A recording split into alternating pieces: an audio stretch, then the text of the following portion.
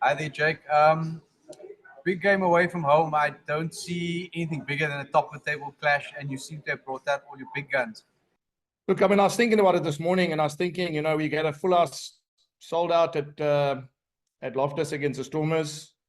I've heard that all the tickets have been sold out for this weekend, and obviously that sends a really good message out to our team. It means that obviously we're doing something right.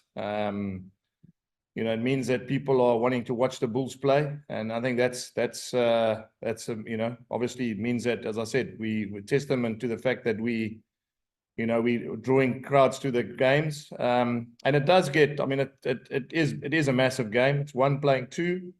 I'm positively confident that all their big guns will be out as well, and they've got an incredible team. Consistently one of the best club teams in the world. In the last couple of years, this group of players have played in many big games, test matches included.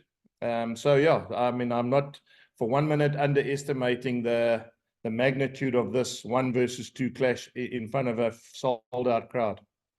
Jake, I mean, it's a big game of this nature. You guys have played a lot of big games this season, and also you've had a good win the first season of the URC. That side, how is the team sort of feeling ahead of this huge encounter?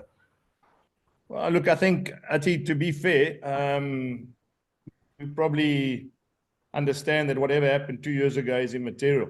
This is another opportunity for us to, I said it during the week last week, it's a great opportunity for us to measure ourselves against one of the most, one of the strongest informed teams in the last couple of years.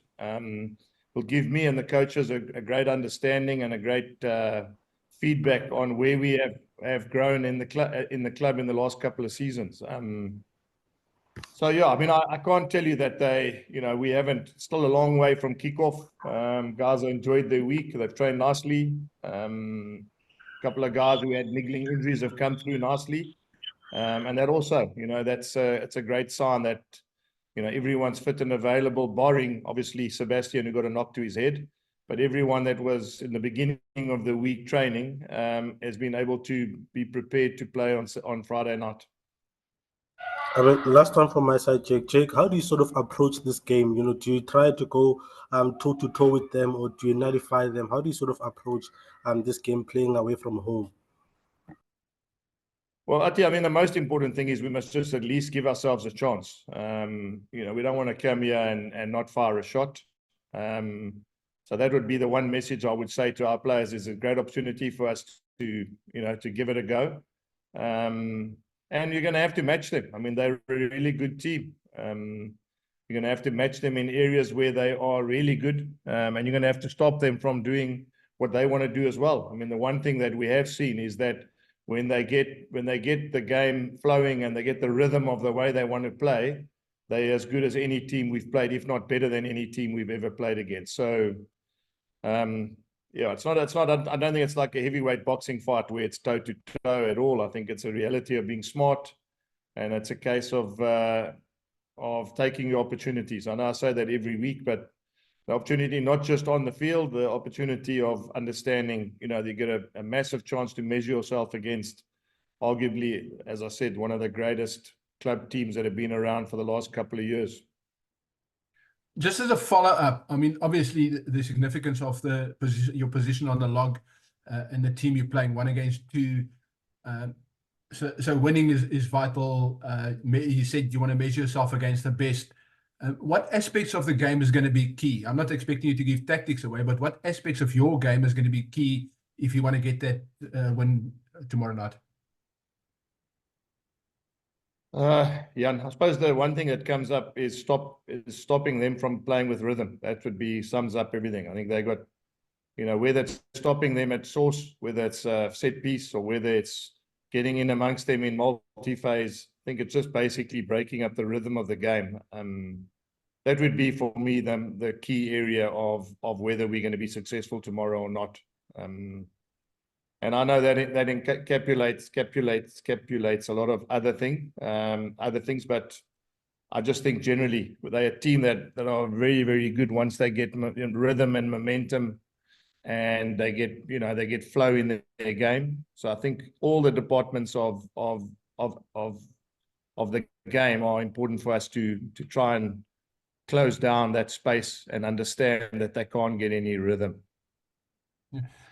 Against the Stormers, in your last outing, not your last outing, against the Stormers, your set pieces worked really well, and that disrupted their flow.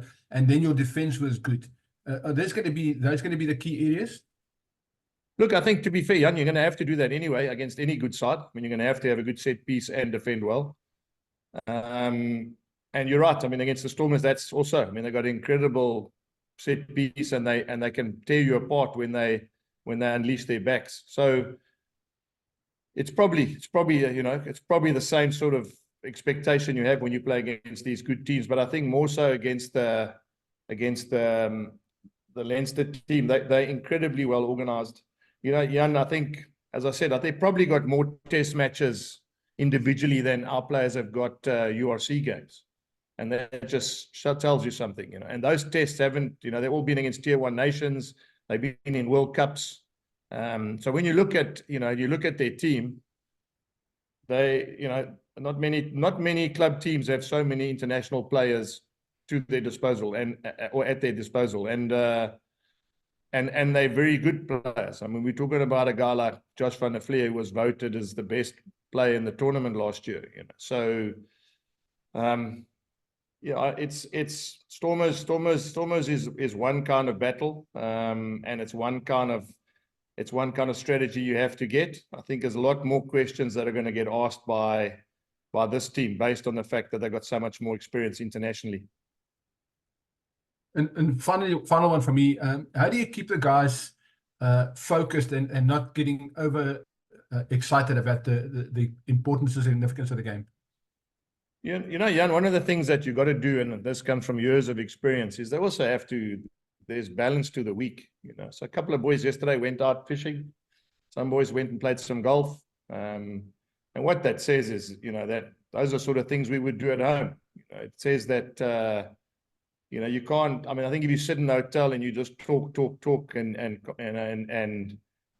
confine yourself to, you know, just thinking about the game the whole time, I think you can almost get emotionally drained by the time the kickoff comes. So, you know, I was quite chuffed. About 15, 18 of them went and, as I said, played golf and did some fishing.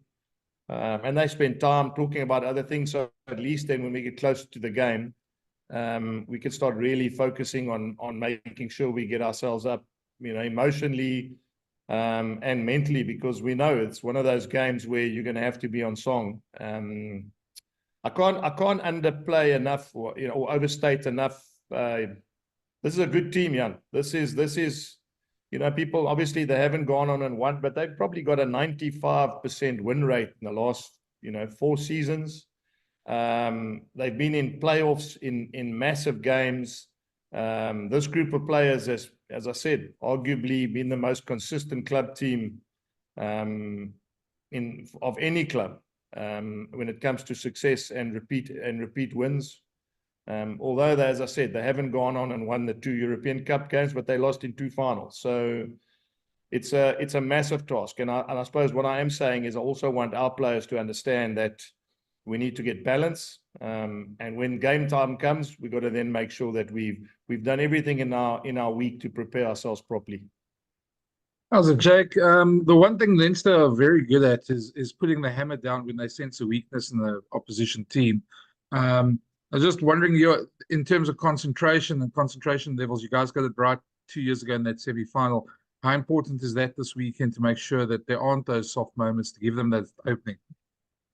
Yeah, and Brendan, the other thing which you mustn't underestimate is they start very quickly. You know, if you look at games, I mean, that game in the semi-final, we beat them. We took a quick lead, and they came back, and they nearly, I mean, we won by 1 point. I know they scored on the hooter, but still.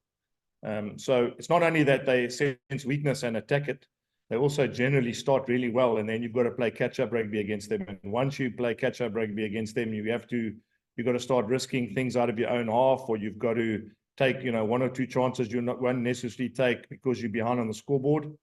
So it's not just the soft moments within the game. It's also making sure that we can build some pressure from early on. So hopefully, as I said, last time we played them, yeah, we managed to build some pressure with them early on, get some scoreboard pressure, make them have to play catch-up rugby, and they can do that. I mean, that's one thing I give them, they can do that. So you're right, it's basically about starting well, but also making sure that we don't lose concentration at any given time. I mean, Brendan, I don't want to give you the whole analysis, but they've got, lots and lots of line-out attacking players. They've got round the front, round the back, over the top. They can go wide, they can maul you, and again, because of the cohesion and time they've spent together. So if you spend the whole week trying to stop them all and they end up not mauling once because they've got such good interchangeable positions at loose forward and outside backs, by using their loose forwards running on the outside, then you end up getting caught because you're expecting something else. So I think, one of the things which you've got to do against these good teams is you've got to be awake every single time for any unexpected play they might run against you. Jake, yeah, and then the one thing that's changed since the last time you guys played them is obviously Jacques being there as well. Now, there's been some talk about earlier in the season about them still having to get used to his game, his defensive game plan. Just your thoughts on that, and just is it maybe a double-edged sword that you guys do know his way of working very well as well? Well, obviously there's a lot of talk from our players that know him well from the box setup, so they would have given the feedback to our players on what his mindset is and what the non-negotiables are when he coaches in terms of his strategy. Although he's not the head coach, obviously the head coach would still rubber stamp everything they want to do. But it's interesting. They got a 95% win rate, Brendan. I use that as a number. It could even be higher. Could be, over the last four years, whatever, since I've been involved. They don't lose too many times. And if it means that Jacques just sharpens up, it's not like they had nothing. They were always an incredibly good team.